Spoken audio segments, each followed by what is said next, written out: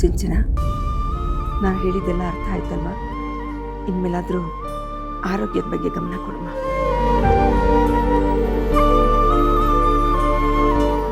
ಈ ಪ್ರೀತಿನ ಅರ್ಥ ಮಾಡ್ಕೊಂಡಿಲ್ಲ ಅಂತ ತುಂಬ ದುಃಖ ಆಗ್ತದೆ. ಜೊತೆ ಇರಬೇಕಾಗಿತ್ತು ನಾನು.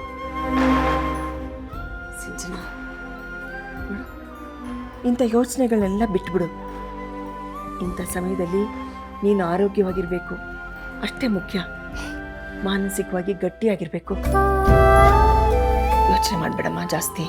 ನೋಡು, ಇನ್ಮೇಲಾದರೂ ಎಲ್ಲನೂ ಮರೆತು ಚೆನ್ನಾಗಿ ಊಟ ಮಾಡು, ನೆಮ್ಮದಿಯಾಗಿ ನಿದ್ದೆ ಮಾಡು, ಎಲ್ಲ ಸರಿ ಹೋಗುತ್ತಮ್ಮ.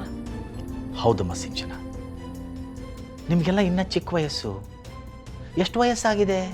ಏನೋ ಆಗಿದ್ದಾಗೋಯ್ತು. ನೋಡ್ತಾ ಇರು, ಭಗವಂತ ಕಣ್ಣು ಬಿಟ್ಟೇ ಬಿಡ್ತಾನೆ. ಇನ್ನು ಸ್ವಲ್ಪ ದಿನ ನೀನು ಆಸೆ ಪಟ್ಟಾಗೆ ಎಲ್ಲ ಆಗುತ್ತೆ. ಆದರೆ ನೀನು ಧೈರ್ಯವಾಗಿರ್ಬೇಕಷ್ಟೆ. ಹೌದಮ್ಮ ಸಿಂಚನ, ಈ ಪ್ರಪಂಚದಲ್ಲಿ ಸಮಸ್ಯೆ ಇಲ್ದಿರೋ ಮನೆಯೇ ಇಲ್ಲ, ದುಃಖ ಇಲ್ದಿರೋ ಮನಸ್ಸೇ ಇಲ್ಲ. ಆದರೆ ಇವು ಎರಡನ್ನೂ ನಾವು ಹೇಗೆ ತಗೊಂಡು ನಿಭಾಯಿಸ್ತೀವಿ ಅನ್ನೋದ್ರ ಮೇಲೆ ನಮಗೆ ಪರಿಹಾರ ಸಿಗುತ್ತೆ.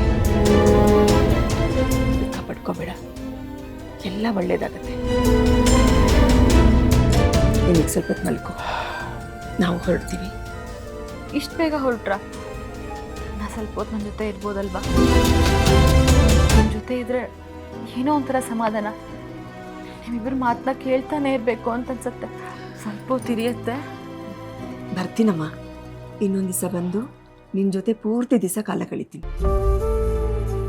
ಈಗ ನಿಮ್ಮ ಮಾವಂಗೆ ಗ್ಯಾರೇಜಲ್ಲಿ ಕೆಲಸ ಇದೆ, ಹೋಗಲೇಬೇಕು. ಹೌದಮ್ಮ, ನಾವು ಬರ್ತಿರ್ತೀವಿ, ನೀನೇನು ತಲೆ ಕೆಡಿಸ್ಕೋಬೇಡ. ನೋಡು, ಒಂದಷ್ಟು ಹಣ್ಣು ತೊಗೊಂಬಂದಿದ್ದೀವಿ. ನೀನು ಊಟ ತಿಂಡಿ ಚೆನ್ನಾಗಿ ಮಾಡಿ ನೀನು ಆರೋಗ್ಯ ಚೆನ್ನಾಗಿ ನೋಡ್ಕೋಬೇಕು. ಸರಿನಮ್ಮ.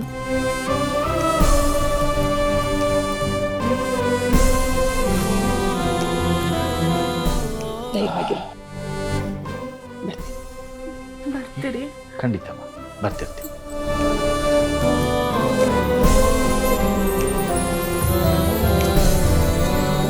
ಬರ್ತೀವಮ್ಮ.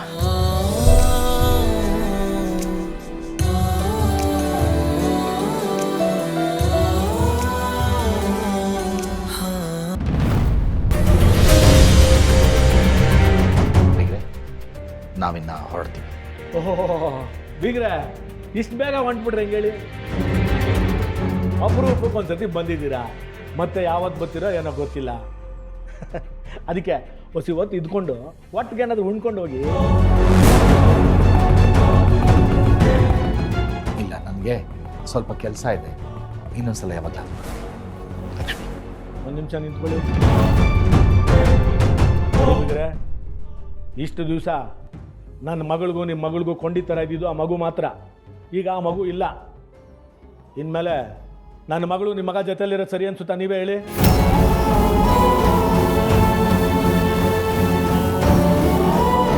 ಏನು ಹೇಳ್ತಿದ್ದೀರಾ ಬೀಗ್ರೆ? ನೋಡ್ರಿ, ನಿಮ್ಮ ಮಗ ಉದ್ಧಾರ ಆಗ್ತಾನೆ, ಅವನಿಗೆ ಜವಾಬ್ದಾರಿ ಬರ್ತದೆ ಅನ್ನೋ ನಂಬಿಕೆ ನಿಮಗೂ ಇಲ್ಲ, ನನ್ನ ಮಗಳಿಗೂ ಇಲ್ಲ, ನಮಗಂತೂ ಮೊದಲೇ ಇಲ್ಲ. ಅದಕ್ಕೆ ನಿಮ್ಮಿಂದ ನನಗೊಂದು ಸಹಾಯ ಆಗಬೇಕು.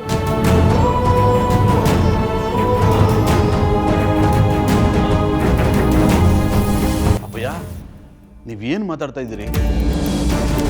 ಹೊಸಿ ಸುಮ್ಕಿರಿ, ನೀವೇನು ಮಾತಾಡ್ಬೇಡಿ, ಹೊಸಿ ಸುಮ್ಕಿದ್ಬಿಡಿ. ಡೈ, ಸುಮ್ಮನೆ ನಿಂತ್ಕೊಳ್ಳ ನೀನು. ಎಲ್ಲದರಲ್ಲೂ ಮಧ್ಯ ಕಡ್ಡಿ ಎಲ್ಲ ಸಾಕು ಬರಬೇಡ ನೀನು. ನನ್ನ ಮಗಳು ನೆಮ್ಮದಿಯಾಗಿರ್ಬೇಕು ಅಂದರೆ ನಾನು ಇಂಥ ತೀರ್ಮಾನ ತಗೊಳ್ಳೇಬೇಕಲ್ಲ. ಹೇಳಿ ಬಿಗ್ರೆ, ನೀವು ನನಗೆ ಸಹಾಯ ಮಾಡ್ತೀರಾ ಇಲ್ವಾ? ಏನಂತ ಹೇಳಿ, ನಮ್ಮ ಕೈಲಾದರೆ ನಾವು ಖಂಡಿತ ಮಾಡ್ತೀವಿ. ನಿಮ್ಮ ಕೈಲಿ ಆಗೋದಕ್ಕೆಯ ನಿಮ್ಮನ್ನು ಕೇಳಿದ್ದು. ನೀವು ನಿಮ್ಮ ಮಗನ ಹತ್ರ ಮಾತಾಡ್ಬಿಟ್ಟು ನನ್ನ ಮಗಳಿಗೆ ಡಿವೋರ್ಸ್ ಕೊಟ್ಬಿಡಿ.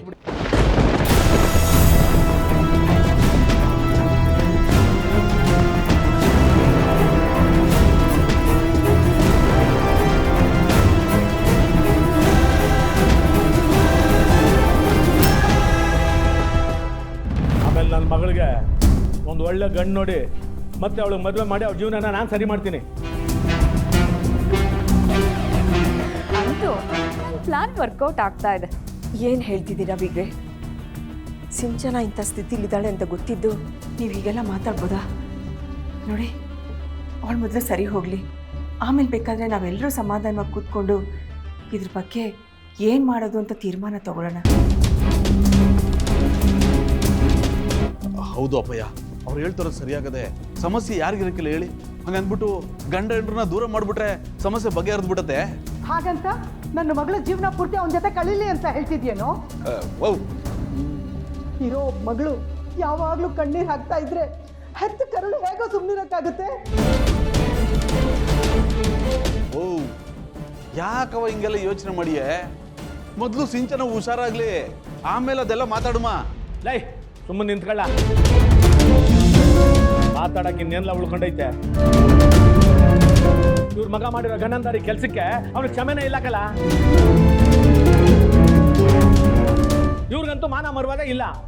ಅವ್ನ ಪರವಾಗಿ ಮಾತಾಡಕ್ ಬಂದವ್ರೆ, ಹಂಗಂತ ನನಗೂ ಮಾನ ಮರ್ವಾದ ಇಲ್ವೇನ್ಲ? ಈಗ ಬೇರೆ ಏನು ಉಳ್ಕೊಂಡಿಲ್ಲ. ಮಾತುಕತೆ ಮಾತಾಡೋದು ಅವೆಲ್ಲ ಏನಿಲ್ಲ. ಏನಿದ್ರು ಡೈವರ್ಸ್ ತಗೊಳ್ಳೋದು ಅಷ್ಟೇಯ.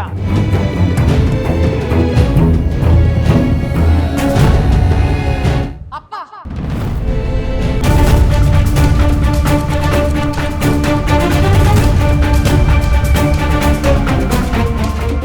ಏನೇನೋ ಮಾತಾಡಬೇಡಿ. ಏನೇ ಮಾತಾಡ್ಬೇಕಾದ್ರೂ ಮೊದಲು ನನ್ನ ಹತ್ರ ಮಾತಾಡಿ.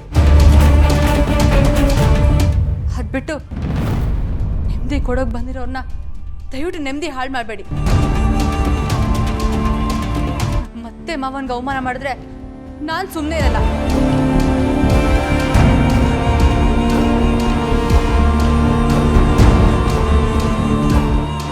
ಅತ್ತೆ, ಮಾವ, ದಯವಿಟ್ಟು ಬೇಜಾರು ಮಾಡ್ಕೊಳ್ಬೇಡಿ, ನನಗೆ ಕ್ಷಮಿಸಿ.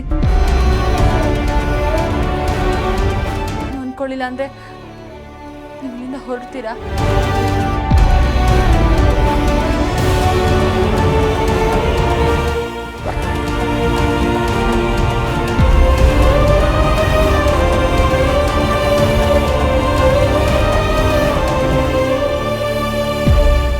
ಸರಿ, ನಮ್ಮ ಮತ್ತೆ ಮಾವ ಮನೆಗೆ ಬಂದಾಗ ಈ ಥರ ಅವಮಾನ ಮಾಡಿದ್ರೆ ಚೆನ್ನಾಗಿರೋದಿಲ್ಲ.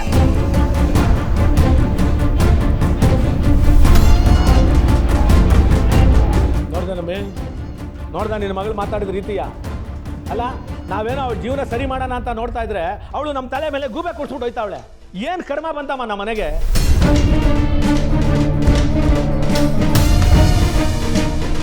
ಅಂತೂ ಅಪ್ಪ ಮಗಳ ನಡುವೆ ಬೆಂಕಿ ಹತ್ಕೋತು. ಇದಕ್ಕೆ ಸ್ವಲ್ಪ ತುಪ್ಪ ಸುರಿದ್ರೆ ಇನ್ನೂ ಚೆನ್ನಾಗಿರುತ್ತೆ. ಆ ಕೆಲಸನ ನಾನು ಮಾಡೇ ಮಾಡ್ತೀನಿ.